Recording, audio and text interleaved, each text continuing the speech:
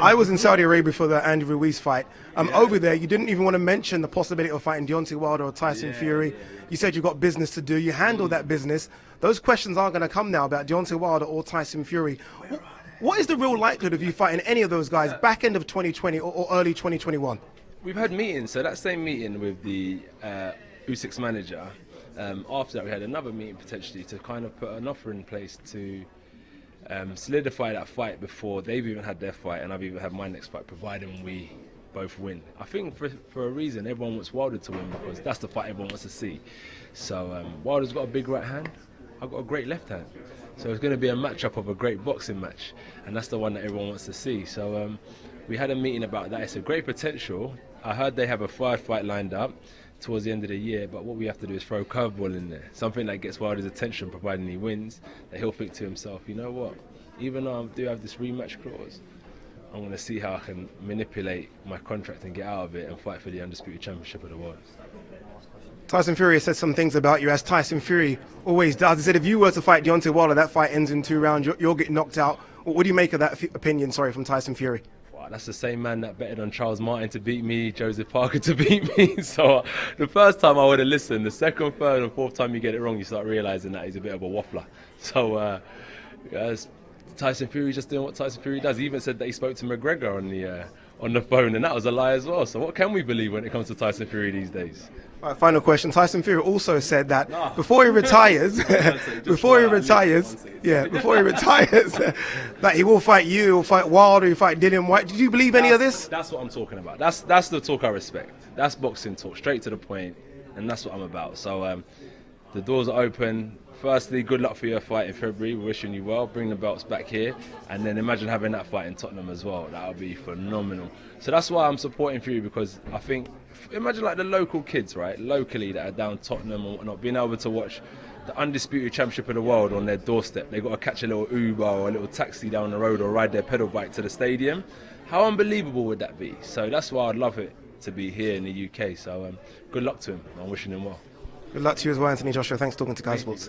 Cheers. Big love to my general Stephen Curley for supporting man in the Patreon. Any other dons out there who want to join the team, request content and receive daily exclusive videos from the YB, check me out at patreon.com/theyb. Anthony wants Deontay Wilder's cheeks badly. Joshua has revealed that communications and offers and negotiations have somewhat already begun with Deontay Chicken Leg Wilder. Sky News reports the following. The title reads, Anthony Joshua reveals negotiations to fight Deontay Wilder have started. AJ insists a curveball offer could tempt Deontay Wilder into a dream undisputed heavyweight championship fight, and as revealed, he has held meetings to discuss how to set it up.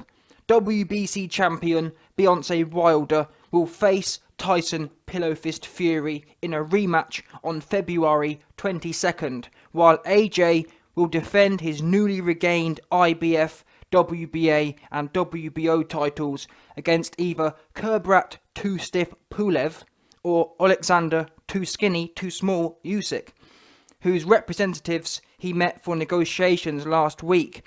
Now here comes the choker as it pertains to the Deontay Wilder situation. But AJ's attention is already on Deontay Wilder. AJ's already looking to split Deontay Wilder's cheeks, he told Sky Sports News. He said, "We've had meetings. That same meeting with U6 manager. Afterwards, we had another meeting to potentially put an offer into solidify a fight with Wilder. Before they've even had their fight, and before I have my next fight." End quote. So basically he's saying, listen, he can smell this sweet smelling aromas. Never mind no Usyk, never mind no Pulev. AJ wants Wilder badly. He wants him bad. He don't want it. Never mind no, oh well, we've already seen Wilder running around the place.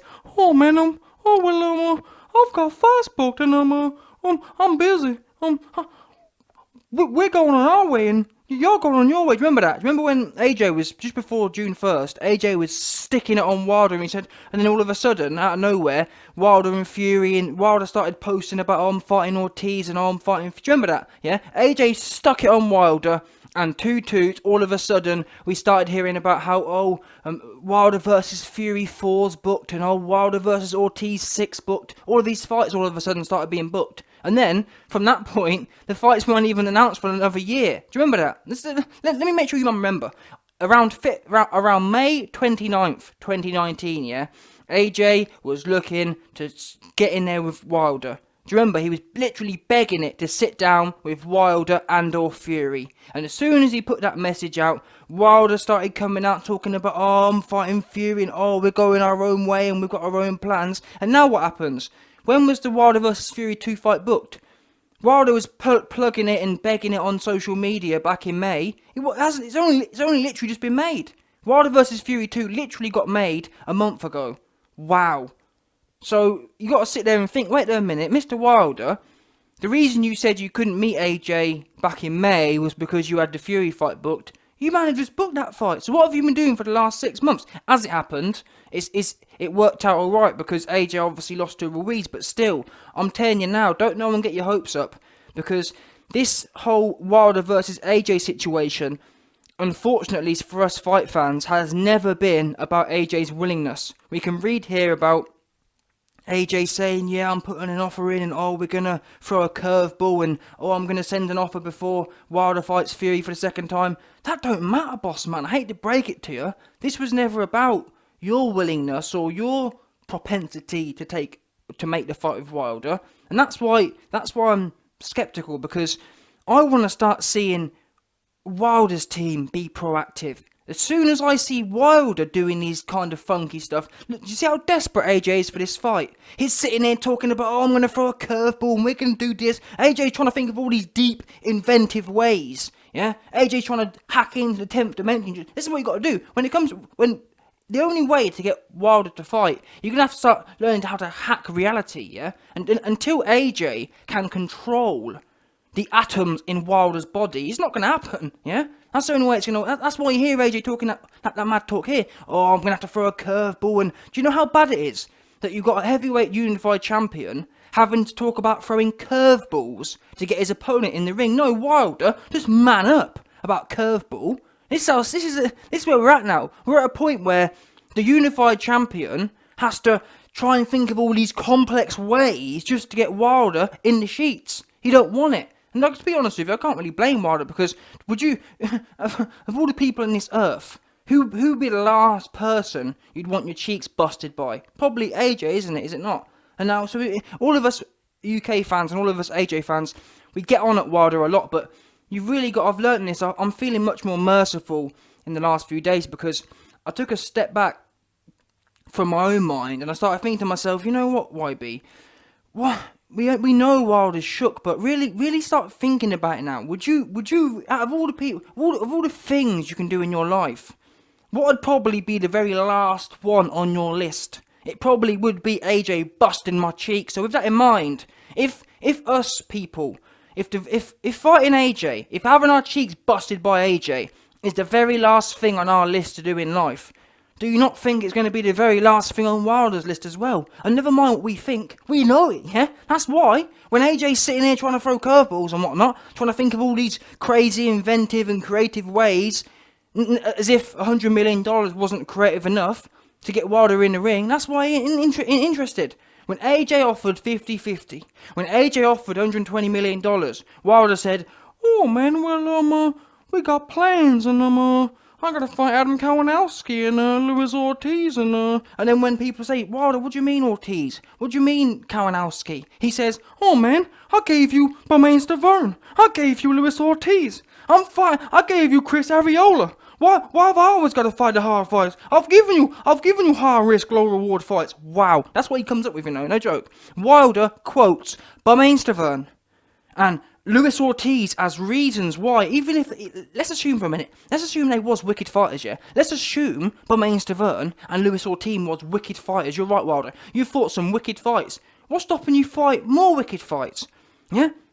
Stop using your past. Stop using your past bum victories to justify why you don't want to take the AJ fight. Get in the damn ring. I'm tired of it. But one thing I will tip my hat to is AJ, because those of you, man, who follow the channel, you'll know that I've been saying for a while that regardless of what Wilder's doing, AJ should almost detach himself from the Wilder situation. However, I advised, or in my opinion, I thought what a great strategy for AJ would be publicly, on a monthly basis or on a bi-weekly basis, publicly making an offer to Wilder. And this, for me, looks like exactly what he's doing. Not that I'm saying that I was the one who came up with this idea. I came up with the idea, but still, obviously I came up with the idea, and that, but I'm not saying that they're following what I'm saying, but still, the facts are the facts. AJ's now come out and making it clear we're sending Wilder an offer, and I think that's a great thing. I know it's probably not likely to happen, but still, I'd put out the main facts as well. We've offered Wilder $100 million, and every month I'd send him off. I'd make a big deal about it, a big public deal, and put it in the newspaper, and I'd put it in the web. And I'd tell people, listen, we've just offered Wilder $100 million. Well, in fact, maybe not even that. I'd privately offer Wilder the deal, and when the minute he rejects it, or the minute I haven't heard from him for 48 or 72 hours, I'd then make it public. See what I mean? That way, you can't be blamed. People can't say, oh, well, you're making things public, because you only make it public once you haven't had a response or it's been a no. See what I mean? And I think it's the best idea going, because the little clout Wilder does have, it's not even about Wilder's clout, but it's about making sure the public knows that AJ wants it badly. Because at the moment, you've got all these, in fact, put it this way, I've never actually seen one so-called reporter go up to Wilder and say, Wilder, what happened with his own offer?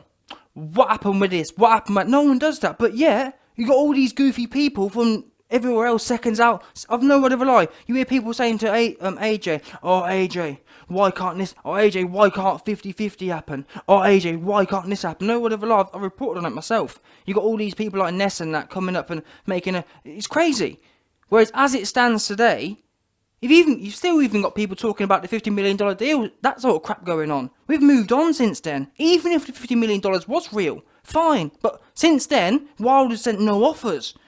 But anyway, let's stick on topic for today. AJ sending curveballs, I think it's a great idea, not only for public, but maybe Wilder will come around. I don't think he will though. And that's, as it stands today, Wilder's got a great excuse, because you see AJ talking about, oh yeah, we're going to send Wilder a curveball and we're going to try and do it before the Fury fight happens. Unfortunately, that's never going to happen, because I know you want to fight Wilder, but he's got an excuse built in nicely. All he has to say now is, oh, I'd love to, but I've got a contract with Fury, can't possibly break the contract. But in reality, Wilder should never have signed a 2-fight contract with Fury, should he? He should have been begging for the AJ fight. Or at least making himself available for it, the opportunity. Now, if AJ didn't match his, or didn't want it, then fair enough. But what I find interesting is, I've talked about this and everyone's heard it. What do we know? When Andy Ruiz had the belt, yeah, cast your minds back to November, October, September, August time, 2019. What was he hearing? What was everything coming out of Wilder's mouth?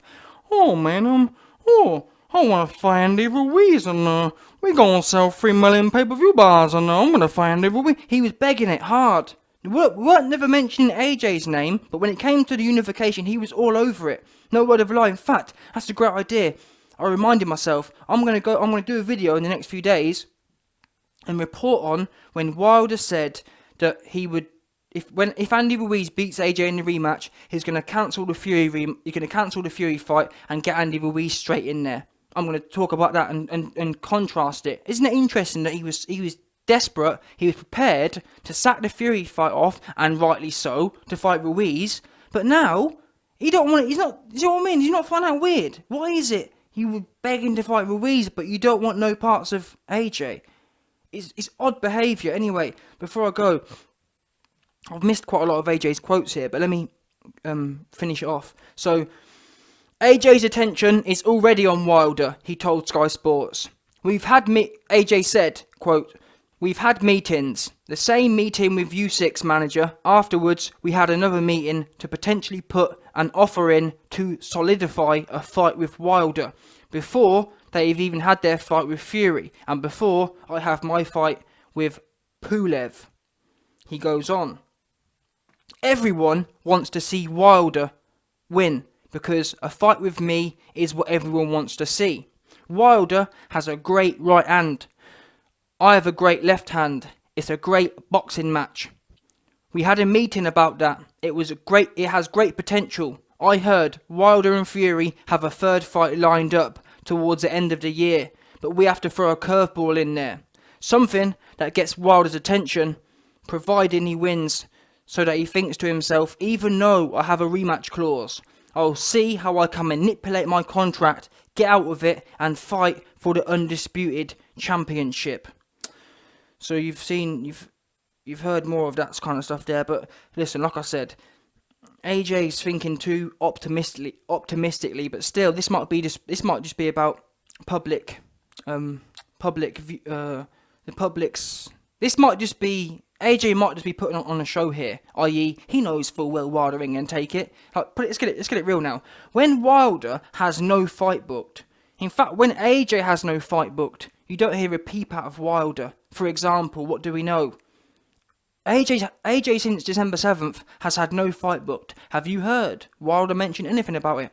Have you heard Wilder mention anything about unification? Absolutely not. The minute AJ's booked up, oh man, we want Anthony Joshua. We want Anthony Joshua badly. We want him badly. See what I mean? All that kind of goofy stuff going on. That's what he does do. I'm pretty sure the Wilder versus Fury fight wasn't even signed on December 7th. So you got to ask yourself, why didn't Wilder say, you know what? And this one, it all links back into the Andy Ruiz stuff. Before December 7th, Wilder had categorically said, we're not booking the Fury stuff in because we're going to take Ruiz if Ruiz wins. That's what he was saying. He was saying, and that's the reason why they left the whole Fury. That's why Fury fought Wallin in October, yeah, or September. Why do you think it wasn't booked? And it's been speculated about from September 2019 to January when the fight was booked between Fury and Wilder. Why do you think it took so long? It wasn't because they were coming to negotiations. It was because Al Heyman and Wilder were waiting to see if Ruiz won. If Ruiz won, he was getting put in the ring. So why didn't they have the same attitude with AJ? Now you can't say, oh well, Wilder's sick of negotiating with AJ because he didn't even try. Fair enough. If after December 7th he said, you know what, let's send an offer out. Let's ring Eddie Hearn and sit down for a few days. And if it don't work out, we can always take Fury anyway. We know that's easy to make. Why didn't that happen? Why didn't Wilder approach this situation after the December 7th with the same eager as he would have done for the Andy Ruiz situation? Why? That's the question. And the answer to that is he doesn't want the AJ fight. But anyway, like I was saying, reading this here, AJ talks about how yeah, well, we're going to try and slip it in before and talking about, oh yeah, step aside money and manipulating contracts. Wilder ain't going to be doing none of that. But like I said, in my opinion, it might be, AJ might have just said these things for the public's sake, yeah, making it clear that, look, we're going to do this and let's see if Wilder wants to meet me halfway kind of thing. Exposing Wilder. Because when Wilder and AJ both have no fights, Wilder ain't mentioning a peep about nothing. So do you really think when he's booked up, with contractually booked up, he's gonna if he won't fight you when he's free, do you think he's gonna fight you when he's got a nicely built-in excuse of, oh, I've got a contract, oh, I can't breach it? And I'm not being funny, never mind, I'm not even sure he can breach the contract, to be honest, unless Fury's willing to accept step-aside money, which he might do, but it depends how he loses, to be fair. If Fury gets merkled, then it might make sense. But either way, I don't know what I'm entertaining this for, because Wilder ain't going to negotiate. I don't know why I'm sitting there trying to do the mental maths of it. It's not happening, yeah? It's not happening at all, because if it wasn't going to happen, if there was any chance of this fight happening after December 7th, Wilder would have reached out. The same way he was begging to do if Ruiz had won. Simple as that.